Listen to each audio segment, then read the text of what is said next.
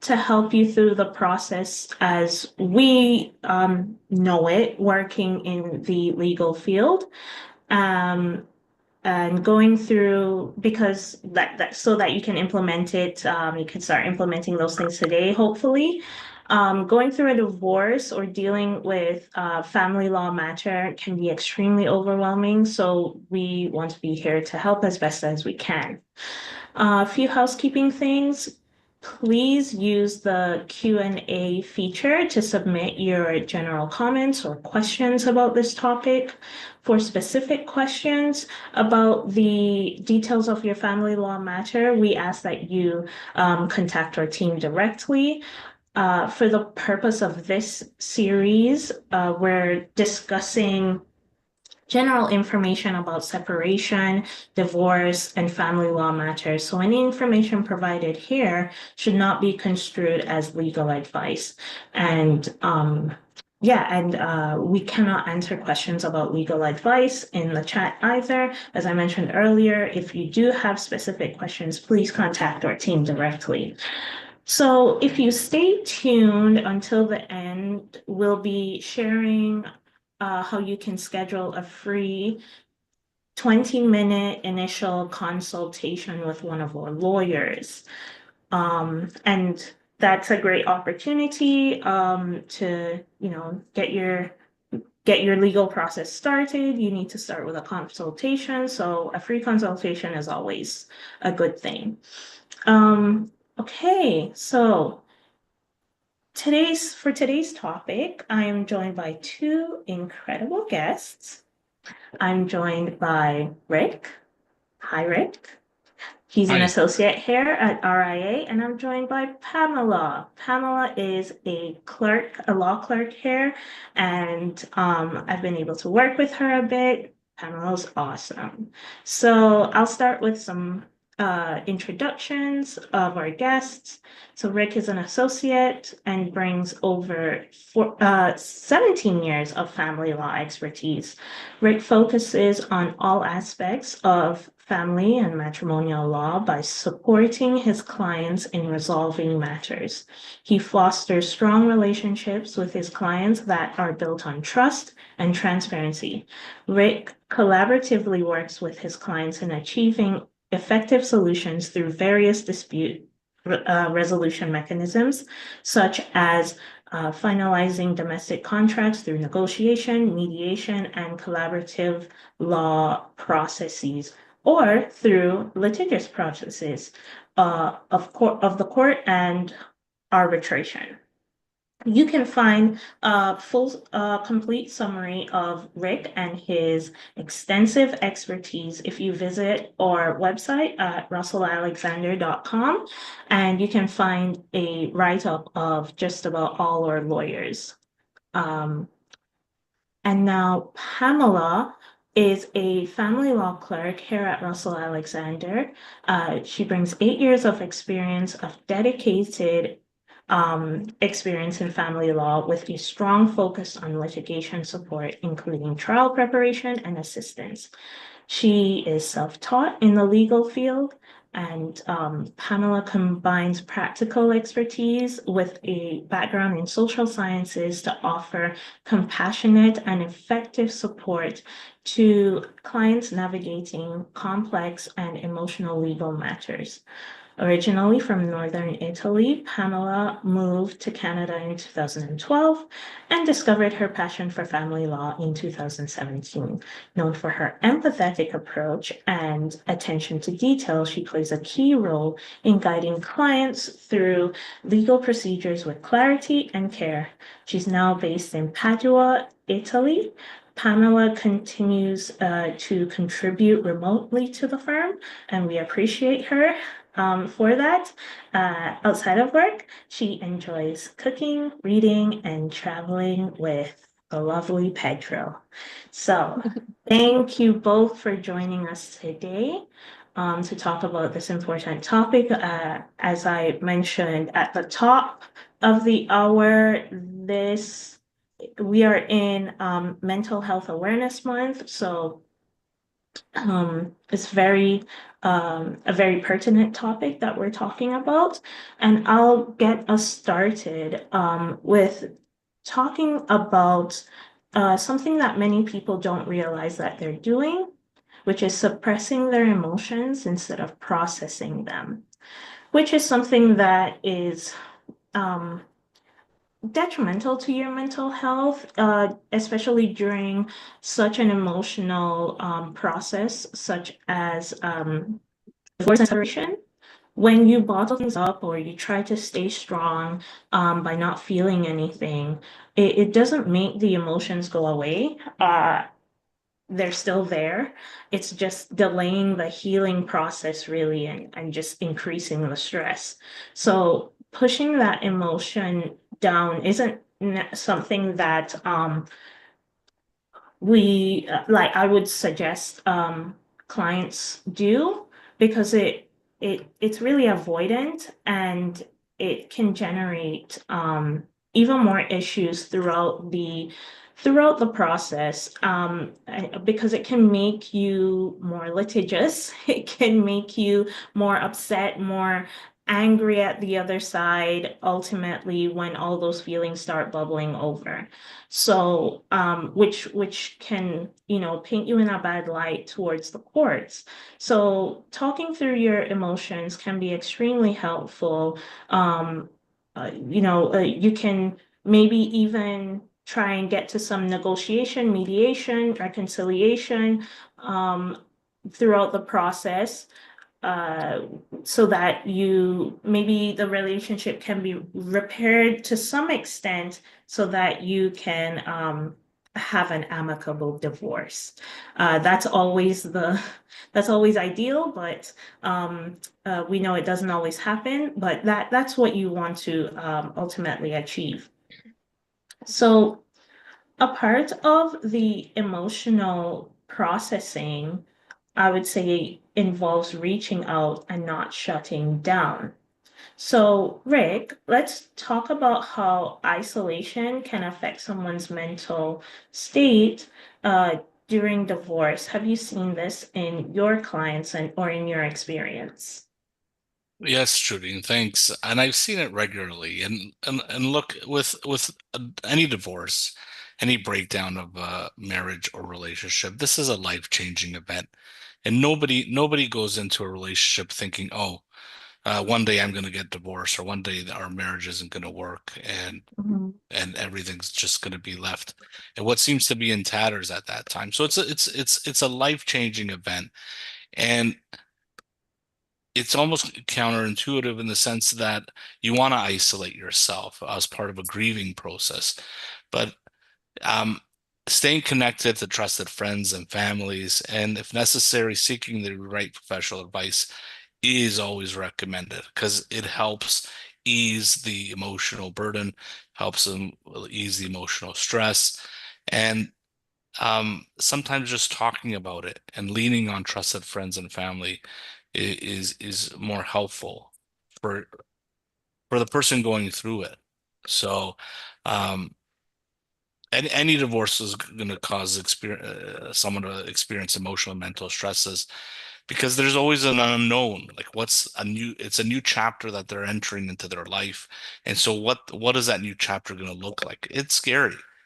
And so isolation, you want to try to avoid the isolation and staying in touch with friends and family who can remind you that they're there to offer you support and help carry some of that burden for you, not and through the advice that they have and Mhm. for your well-being. Yeah, thank you, Rick. It's so important to remember that staying connected matters, and just ensuring that you're maintaining your support system, and then so that you can lean on your support system during hard times. But it's not just about emotional health, because we can't ignore the physical side of things. So, Pamela, how important is physical health during this extremely emotional time? Hi, Jadine. Thank you. It is extremely important. People often tend to think that emotional health, mental health, and physical health are two separate things when instead they're deeply interconnected. Because the truth is that when people are going through a separation that is a huge emotional turmoil in their life, sometimes, they start skipping workouts, they don't sleep as regularly, they start eating whatever is easier, and your body simply cannot, it wouldn't have the strength for you to actually deal with those emotions that you're going through. That's why it's easy to forget, but when going through a separation or a very intense period in your life, like a divorce can be, basic self-care tools are the first thing to go to. Exercising is super important. Even a 10-minute walk around the block, or bring down your dog to the park, that connection with nature. It's well known, there are plenty of studies that demonstrate that releases endorphins, and endorphins are natural mood lifters. You need sleep. You need good sleep because that is not only rest, it's a mental repair for your brain to, kind of process all of the trauma, because that's also a trauma, what the divorce is. And food, well, food is, it's a fuel. You cannot just keep going on caffeine and sugars and processed foods, and even a nutritious meal can make the difference. So indeed, physical health, basic self-care needs is something that is so easily forgotten when you're going through so much, but that is so, so important for people to be reminded of and to take care of. Thank you so much, both of you, for reminding us that we have to take care of ourselves mentally, but also physically to take care of ourselves mentally. They both feed Exactly. off of each other, and it is so important to mention this in the context of divorce because as both of you have mentioned, divorce is an extremely earth-shaking thing for people because your life is so intertwined with your former spouse. So yes, mind and body, definitely a team. And when you're in a tough place, it's really, really easy to forget to focus on those things. So, Rick, just wondering, how do you encourage your clients to reframe their mindset so that they are focused on the tasks at hand and that they are, in the right place to pursue their family law matter? Yeah, I often remind my clients, and I always tell them I understand what they're going through, and and obviously with a divorce, it's because it's a life-changing event. It's easy to always look at through the lens of focusing on the negative, just in general, really, Mm-hmm. and in order for there to be progress and move forward, and it's a slow uh, road. Uh, but it starts with the small wins, the small progresses that are made. And eventually I find that cumulatively they build up eventually. And that's when they realize a lot of the positive. But um, by focusing on the negative, look, it allows people to feel helpless. It affects their motivation to complete a task or motivation to pursue a goal through in the divorce process. And it's counterproductive. It's Mm-hmm. counterproductive because um, oftentimes focusing on the negative will lead to further negative thoughts and amplification of the smallest characteristics of the negative.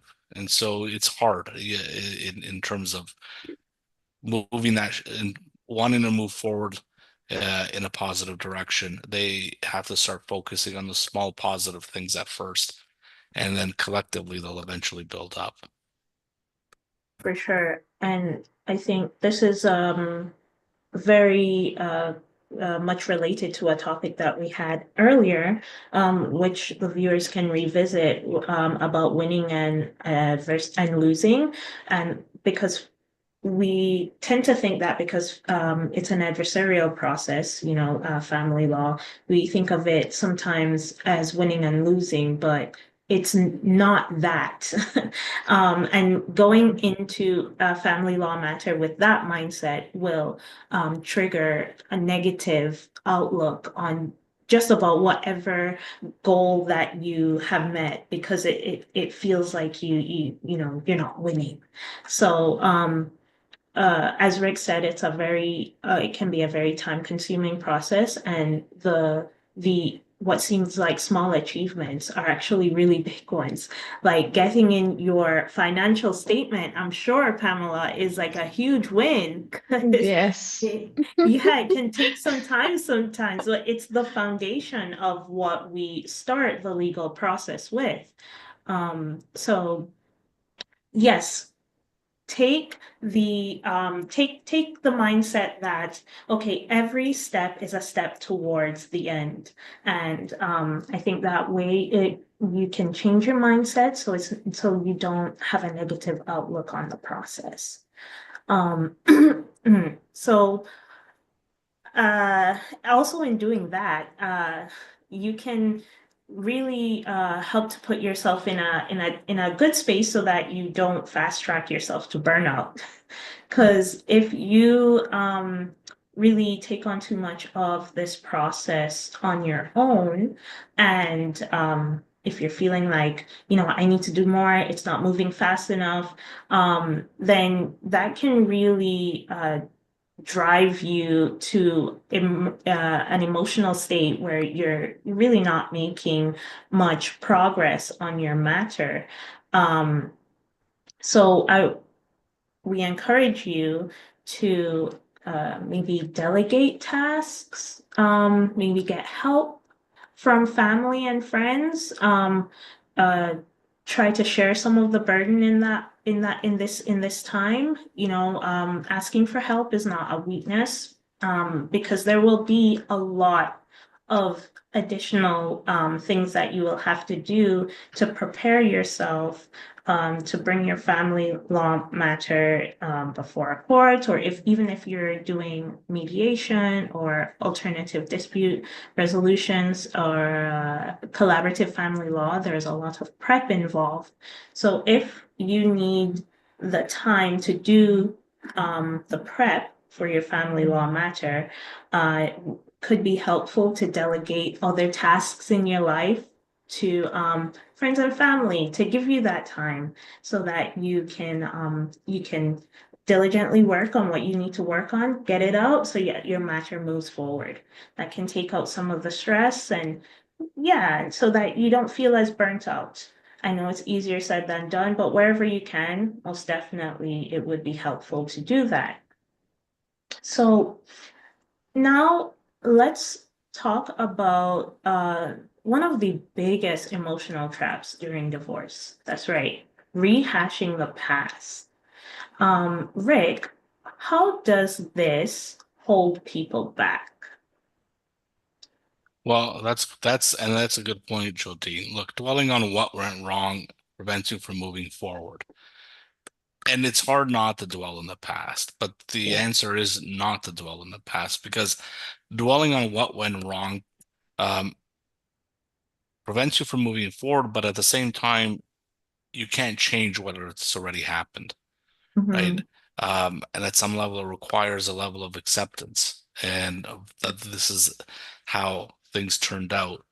And the constant rehashing of the past, particularly, and again focusing on the negative aspects, which I touched upon earlier, will make you feel like you're stuck or frozen in that time period, and doesn't allow you to shift the mindset to move forward or to look forward.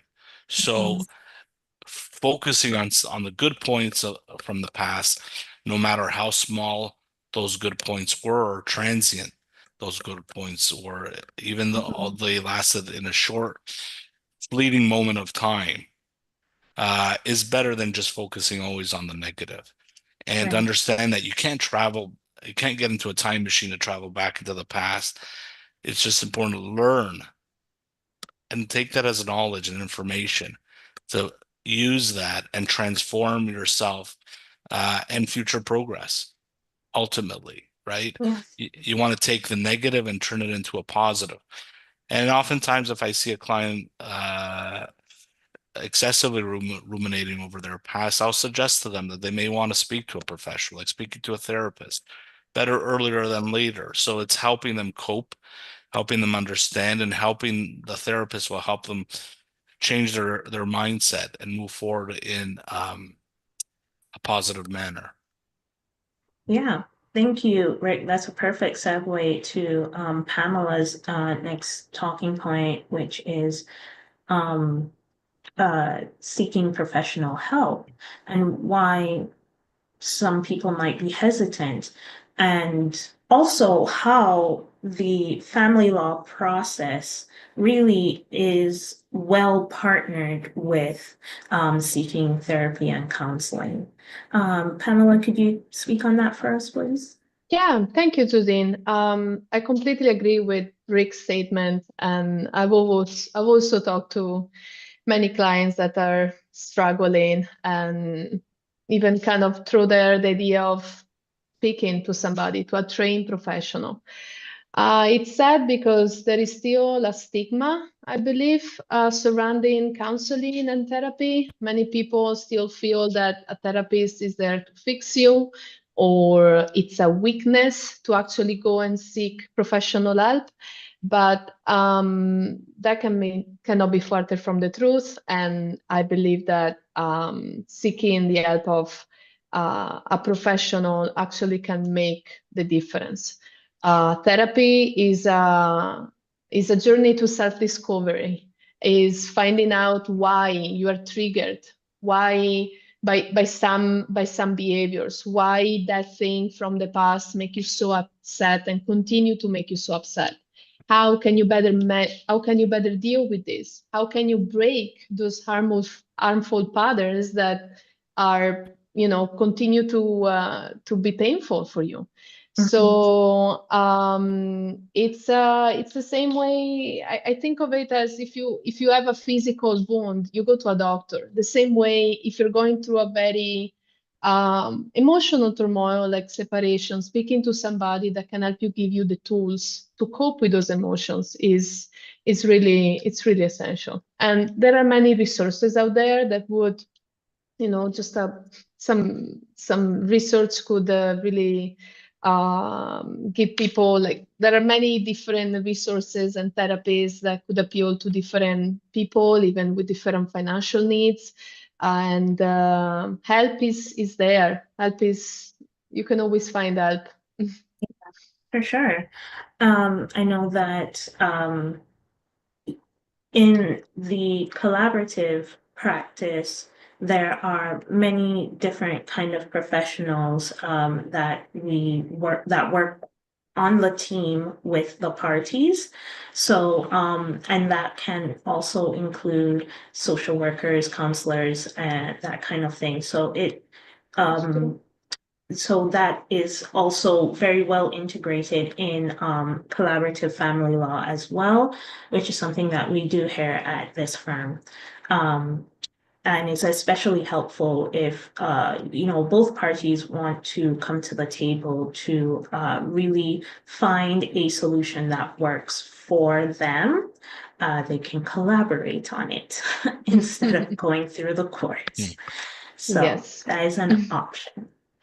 Now, so on, well, I guess this is kind of this builds on what we were talking about in terms of seeking help.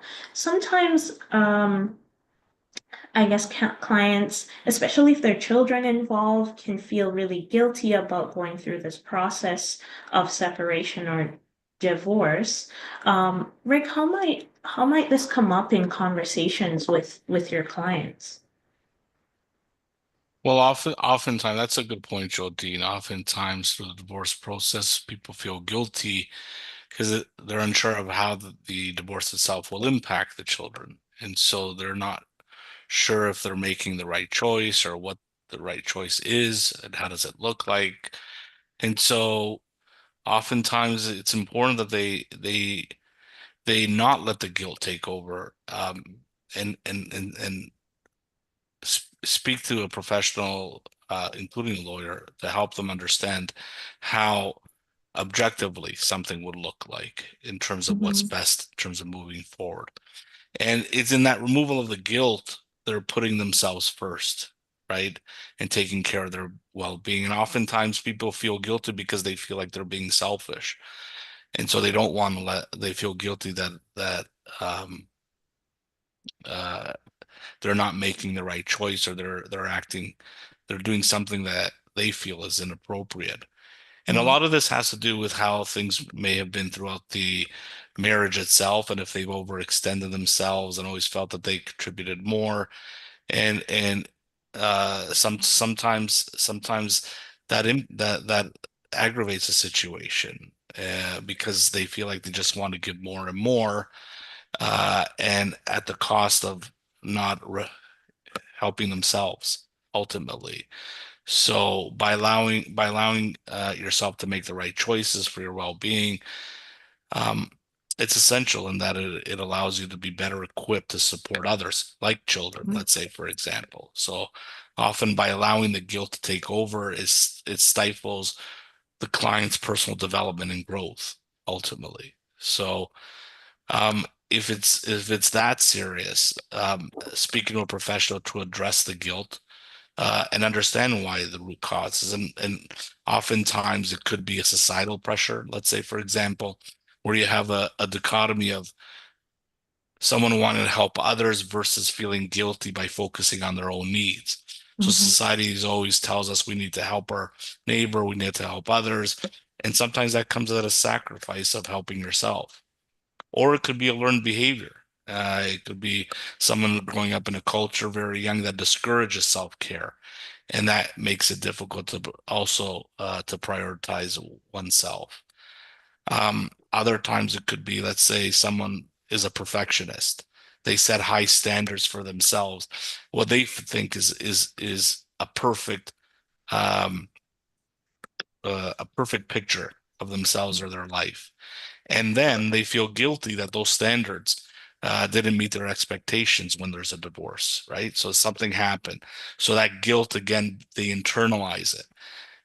And then also I found that the guilt may stem from fear of judgment, like what others people think of me if I focus on my own needs, right? Is there a negative connotation to it? So that's the thing, Jodine, is not to let the guilt take over. It's about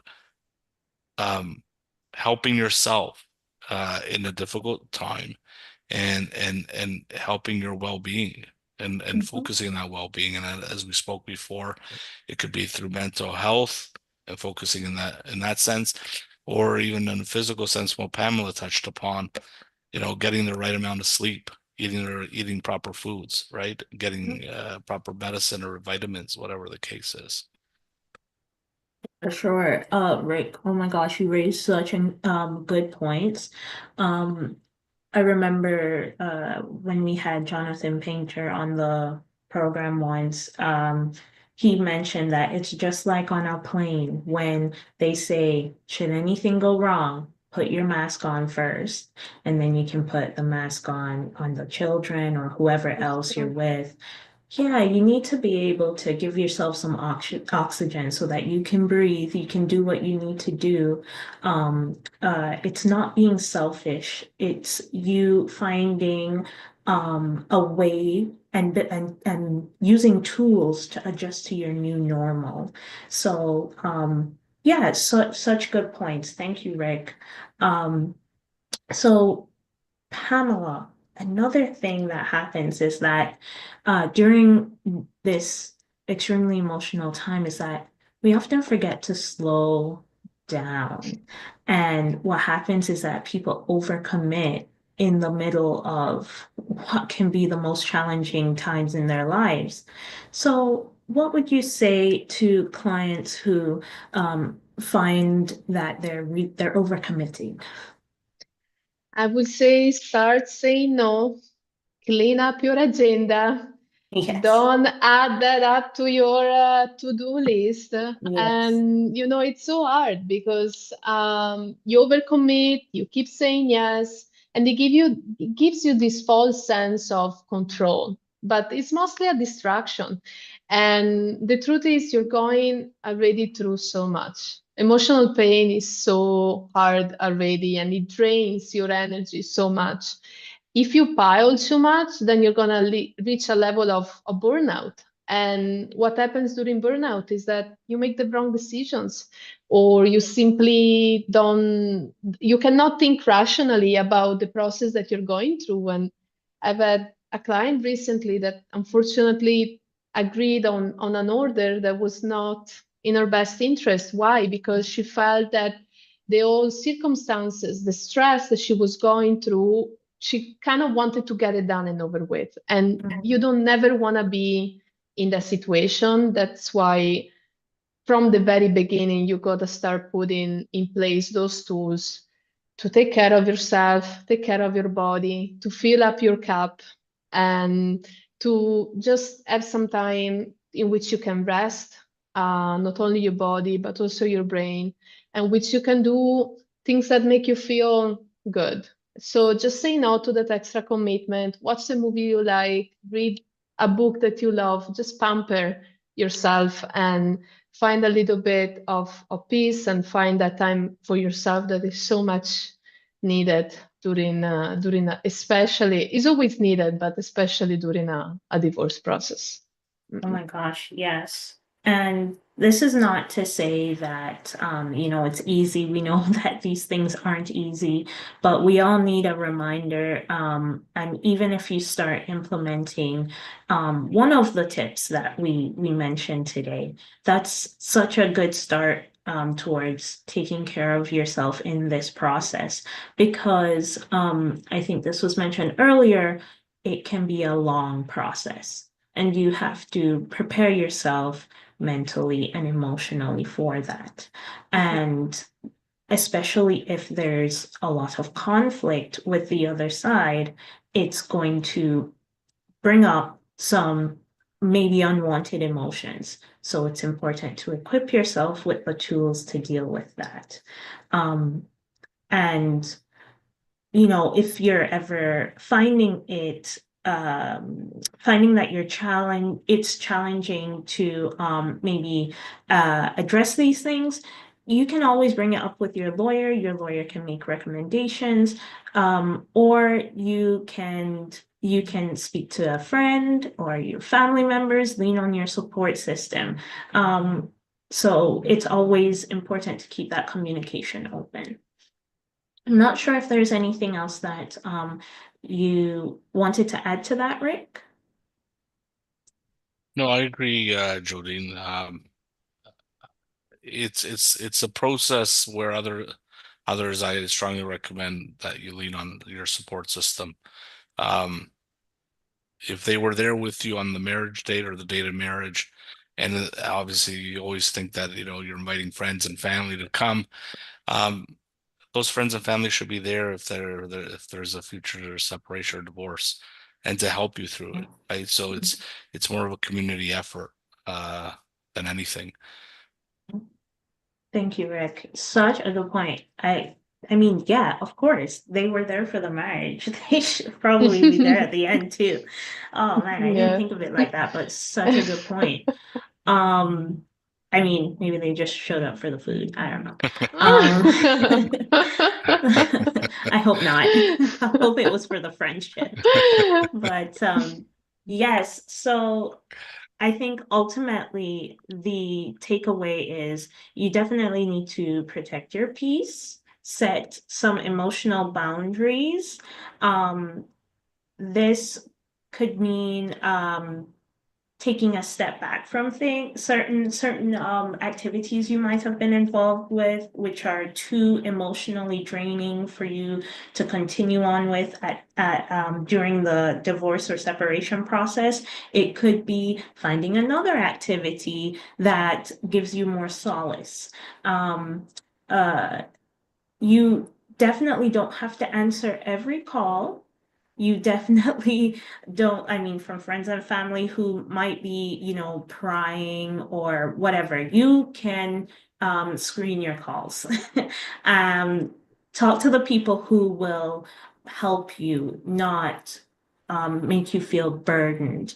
It's also, during this process, if you're finding that telephone calls with your former partner is not productive, send a text message, email. There are other ways to communicate. So you don't necessarily have to be exposed to what might be a trigger for you. In speaking to your ex. There are different ways to just manage your emotions and take care of yourself during this difficult time. That can be as simple as, instead of calling, can we just email each other? And actually, it's a good way to keep records, just saying. So That's that's right. helpful. Yeah. So I think we I just want to add, covered. I just want to add, Yeah, Jodine. please. So often I think, and so for some people, and they're protecting their mental health through divorce, and this may work for some, is um, to help with the emotional, the psyche, is to consider things like a meditation, or get involved if they're spiritual, with their spiritual side, Mm. and it helps them also on that level, in looking to their inner self, or to a higher power if that's their belief system, and helps them to understand and reconcile what has happened, and collectively a lot of this works together Yeah. in trying to achieve that inner harmony again, a new inner harmony. It's Mhm. not so, and so that's how they're going to restore peace within themselves. Uh, and for some people, they often turn to um, other avenues like this. Yeah. You're so right. And it can provide community as well. So there are a lot of benefits in that also. Thank you, Rick, for reminding us of that. Thank you also, Pamela, for taking part in this process, this discussion that we had today, which I think was really, really insightful and productive. And also thank you and everyone. I'm not seeing any questions in the Q&A. So I'm just gonna wrap up.